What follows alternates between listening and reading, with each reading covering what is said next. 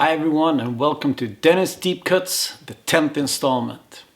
Today we're talking about one of the most isolated places in the world. We're talking about a country founded as a British prison colony. We are talking about a place where everything can and probably will kill you. Koalas, quokkas and kangaroos. Yes, we're talking about Australia, home of some of the most dangerous animals on the planet and some of the greatest rock and roll ever done. Let's do it.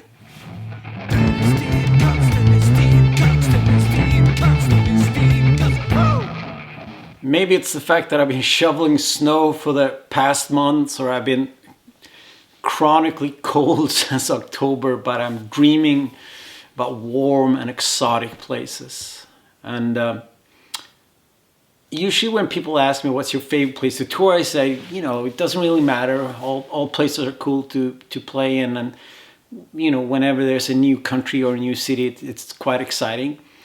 But one of the places I really love to return to is Australia. People are awesome. Shows are usually super good, and people have been really friendly to me throughout the years. And Australia has a pretty amazing music scene. So I reached in to my Australia section in my collection, and yes, I have an Australia section in my record collection, and I picked out 10 records that might help us understand Australia a little bit better. Worst case scenario, 10 records that are pretty kick-ass and we can just, talk about music. A little bit of a disclaimer, I'm not going to talk about it. A lot of the big guns I'm not going to talk about, like the Be No AC/DC, No Rose Tattoo, No Midnight Oil or In Excess, not even Cave. There might be some stuff related to all of that, but yeah, I'm going for the more, you know me, I'm going off the beaten track a little bit. Also, all of this music will be from the 70s and 80s, so none of the new stuff. So unfortunately, no Emil and the Sniffers, no Courtney Barnett, and no Tropical Fuckstorm or High Tension, even though those are all excellent bands that you should check out. So yeah, let's talk about Australia. The biggest Australian band of the 60s were the Easy Beats. They had phenomenal hits like Friday on My Mind, and they set the template for Australian songwriting. George Young, one of the dudes in Easy Beats, also happened to be the big brother of two dudes that started a band called AC/DC, and he also produced their first couple of records. There are a few bands that are more important to Australian music than Easy Beats and AC/DC. But I'm going to talk about a band that might be almost as important, especially for the punk scene. It might be even more important. And I am, of course, talking about Radio Birdman. Radio Birdman started in Sydney in 1974, and they very much like the originators of the Sydney punk scene and Australian punk. There are a few bands that were as important as Radio Birdman. Maybe the Saints, but I would guess that there'd be no Saints without Radio Birdman. They were in love with American rock and roll, such as the MC5 and the Stooges, and they wanted to create their own revolution. The name is even taken from a Stooges song where Iggy actually sings "Radio's burning up above," but they misheard it and said, "Oh, he's singing Radio Birdman up above," hence the name. This is the first record, Radios Appear. It's full of amazing, fantastic rock and roll. I mean, nowadays we might call it like action rock, but it's just like, it has a nerve and a feel to it that's unparalleled. And I could easily see why they were that important. This is the Australian pressing. The US press has a different mix and a different sequencing and some different songs. So it's almost like two different records, but this one is phenomenal from start to finish. They broke up in 1979, just as they recorded their second record, and that record didn't come out until 1981, I think. All of them went on to do other bands and really cool stuff. And in the 90s, they did some reunions and they've been playing sporadically ever since.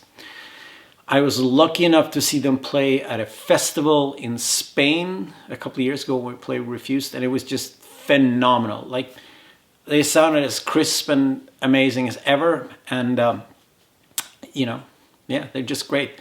Radio Birdman, I think one of the most important Australian rock bands ever.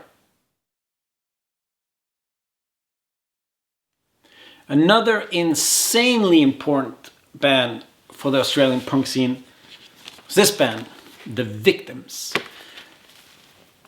The Victims started in Perth in 1977, one of the most remote cities in the world. They only put out 2 7-inches, but those 2 7-inches is some of the best garage punk rock and roll that's ever been produced, basically.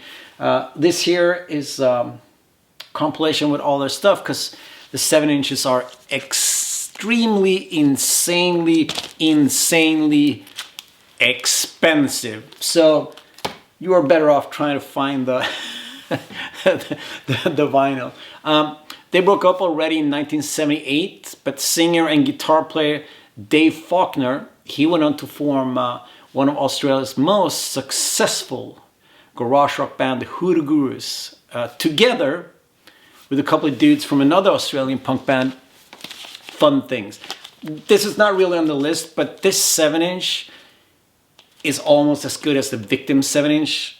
And they have a song called When the Birdman Flies, and this is just 10 out of 10. I'm just putting out there, so you can Google that yourself. And then the drummer James Baker also played in Hoodoo Gurus for a while, and he played in a band called The Scientists, which should probably be on this list, but they are not today.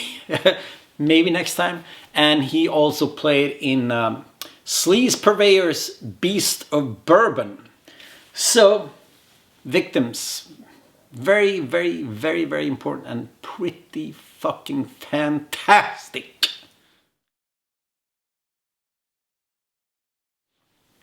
One of the things I can really relate to is the sense of alienation, isolation that comes with living in a really remote place.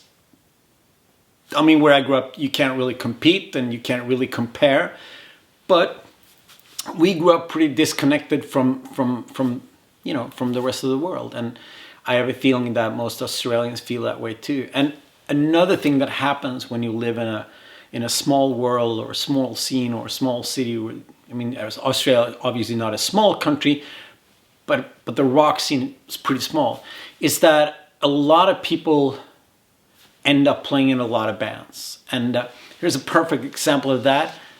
Here's the band X, the Australian X.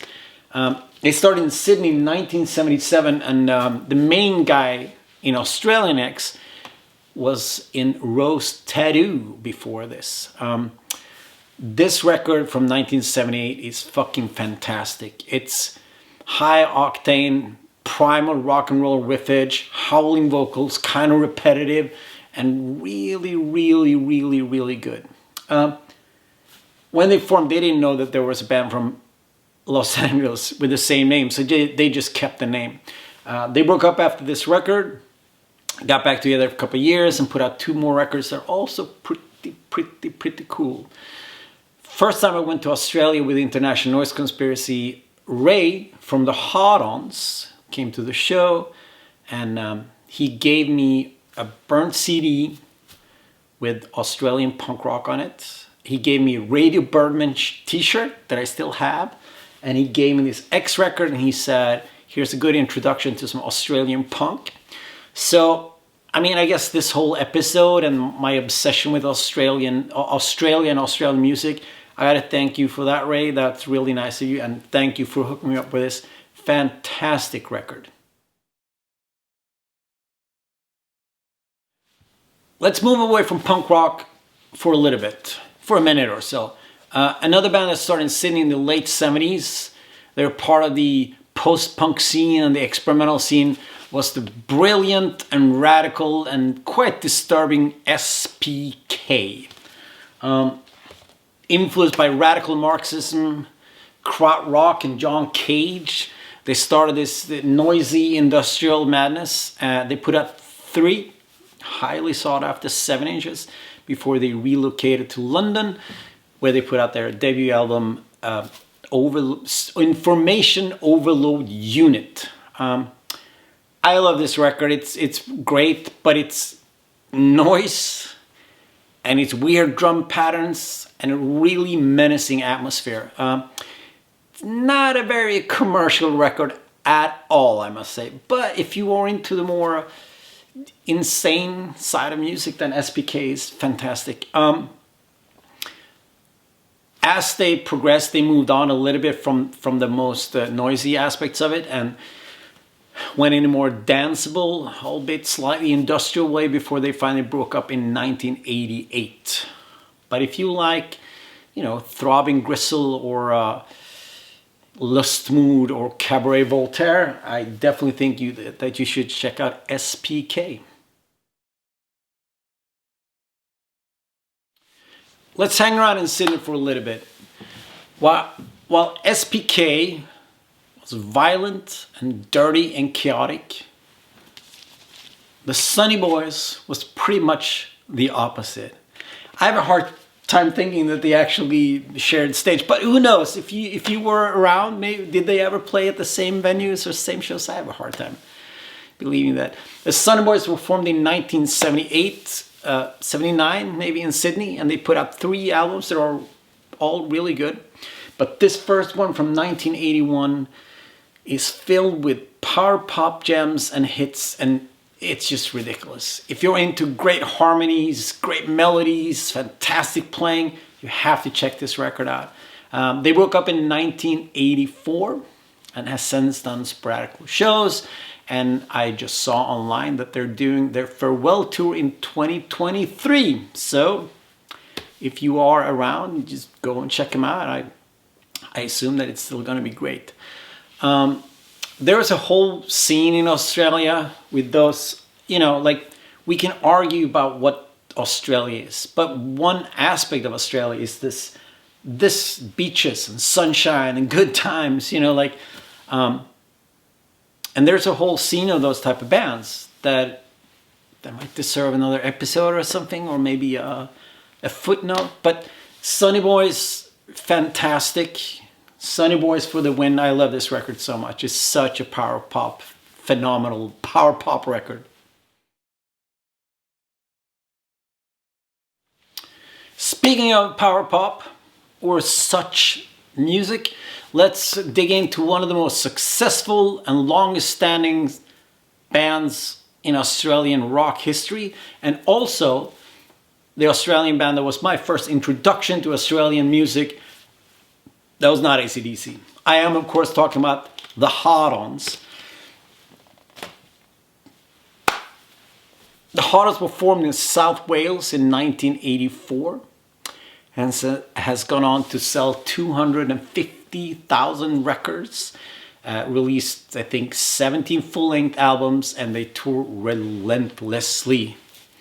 They're one of those bands that move kind of seamless from punk rock to power pop to surf to hardcore, and there's some metal riffs thrown in there, energetic live shows, and just like a fantastic band overall. I found this record at like in 1988 at a record sale, and it's like one of those cutouts. You can see it's like a cutout. I didn't know what it was at all, but they're called the Hard-Ons, which I thought was kind of funny. And there's a Misfits t-shirt and a skateboard. You know, what's not to love about it? And I mean, this record is just full of hits. They're clearly inspired by the Ramones side of punk, but they're also very inspired by 60s garage rock and 60s pop.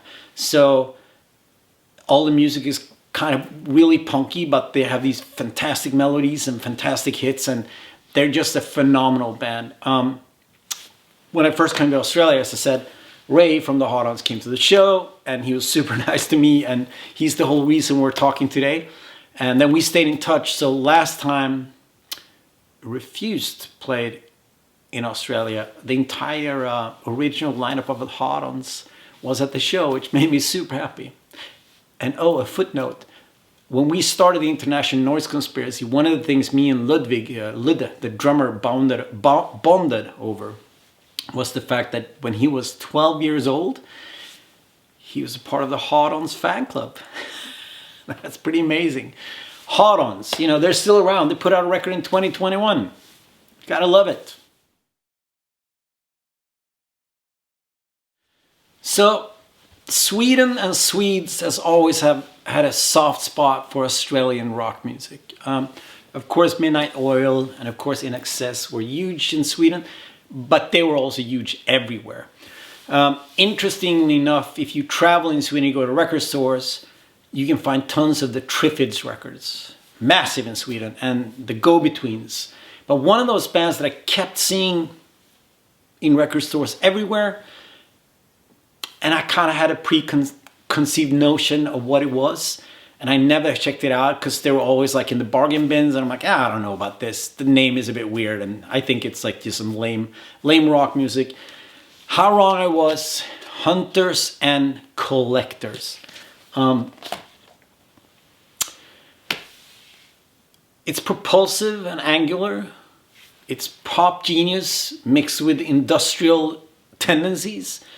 It's like art rock, post-punk, with a complete horn section, noisy guitars, and great songs. They were a band that sort of, especially in the early days, kind of, you know, defies genres almost. They were formed in Melbourne in the early 80s, and they released like 8 records, I think, or something like that, until they broke up in 1988. This is exactly what I talked about. It's angular, it's weird. His voice is great, the playing is fantastic, but it has like this bass-driven propulsion with beats and noise and industrial, like all the industrial drummings. I mean, it's just a phenomenal record. As time went on, the artsy side of them mellowed out a little bit, and they became more of an alternative rock band. It's interesting to read up about them because they're one of those bands that obviously quite massive in Australia and New Zealand, and rest of the world not so much. I mean, they're quite big in Sweden, as I said. They headlined the Hultsfred Festival one year, and they actually toured in Sweden, like a proper, like, let's play 15 shows in Sweden tour in the 80s.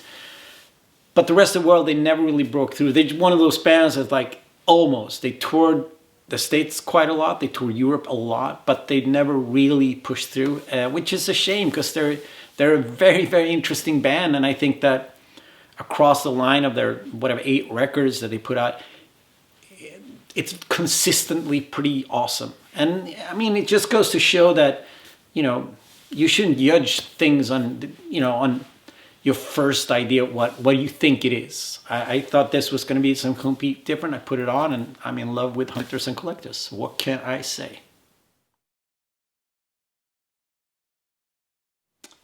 Let's keep going with that angular and noisy theme. This one's a little bit different because it's a band that started in Australia, but it broke up twice. And this version of the band that put out records was actually formed in London, but by a bunch of Australian expats. I'm talking about the phenomenal band Crime and the City Solution. They're formed in Sydney in 1977, and then they broke up, and then they moved to Melbourne, and they started a new version of the band, and then they broke up, and the singer Simon Bonney then moved to London, where he started a third version of this band together with half of the Birthday Party, also a bunch of Australians. Birthday Party just broke up, and half of the band joined Crime and the City Solution. Half of the Birthday Party joined Nick Cave and the Bad Seeds. Birthday Party is, of course, Nick Cave's band that brought him to infamy. So the first 2 records with Crime and the City Solution has my favorite guitar player, Roland S. Howard, and it has Mick Harvey from the Bad Seeds and Birthday Party. He also kept playing in the Bad Seeds. He did double duty. Epic soundtrack on drums and Roland's little brother on bass. Crime and City Solution are one of those bands that it's super loose, and it feels like the music is just kind of flowing in this weird, you know, almost freeform kind of movement. At the same time, all the playing is violent and angular and kind of like goes against the rhythm a lot. And Simon Bonney is one of those, especially in the early days, his singing is just, it's just gliding in a very free way over the music. They're gothic and they're dark and they're suggestive and they're weird, and they're just phenomenal. They're one of my favorite Australian rock bands, I have to say. After 2 records, just south of Heaven and Room of Fire,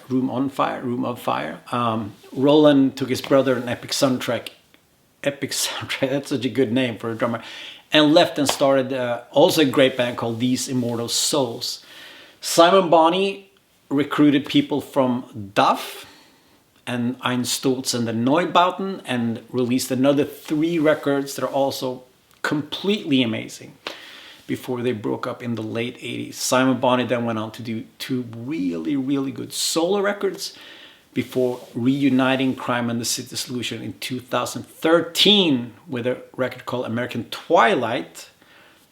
That's definitely going on my amazing reunion records list. It's such a great record. Crime and City Solution, if you don't know them, check them out. They are 10 out of 10.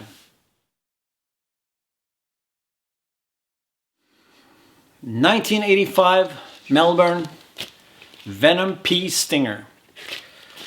Venom P. Stinger is one of those bands that move somewhere between noise rock, art rock, punk, and at times hardcore. But more like the Flipper and the weirder Dead Kennedy songs, kind of hardcore. They put out 3 records, only 2 records with original singer though, who is amazing. His lyrics are so nihilistic and violent and filled with the, pun intended, venom. And music is great, and it's just like, it's a band like, we do not give a shit about trying to be commercial or please people, and you know, I really like that. It's also a very important band because drummer Jim White and guitar player Mick Turner went on to form a band called the Dirty Three together with Warren Ellis.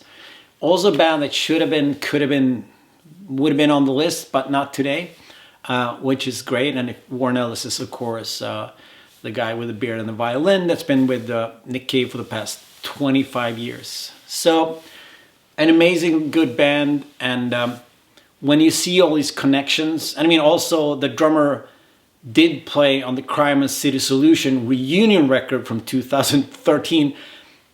Everything kind of weaves together, and you can almost follow people's lineage through all these different bands.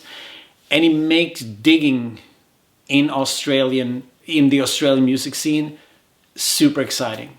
But this is just it's a fucking great record.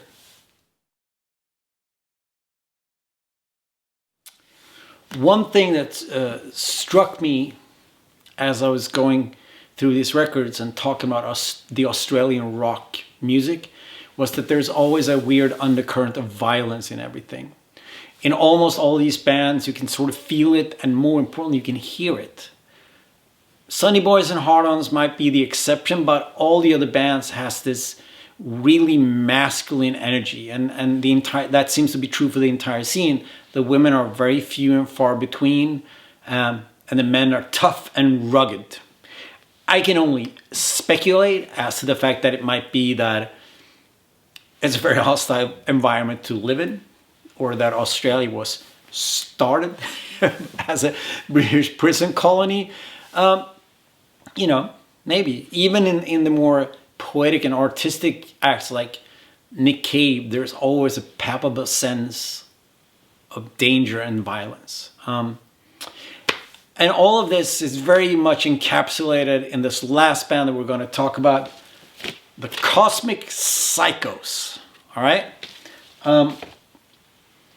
They started in Melbourne in 1982, and I see a lineage from bands like Colored Balls, to Rose Tattoo, and maybe the birthday party, because it has a little bit of all of that. It's like raw punk rock and roll that's slightly askew, pummeling, repetitive, and angry.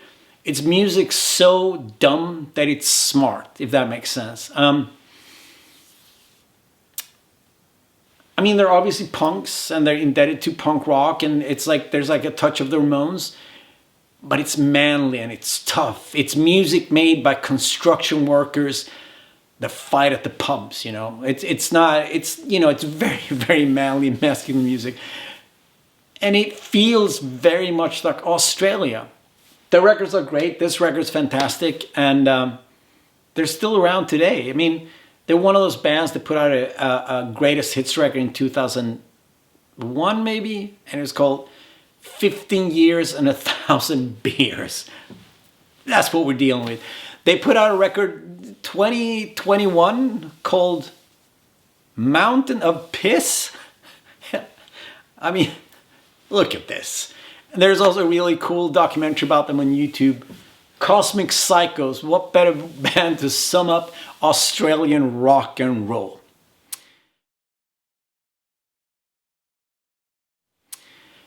And there we have it. I'm not sure that we learned that much about Australia as a continent or the psyche of the people, but at least, we talked about some great rock and roll.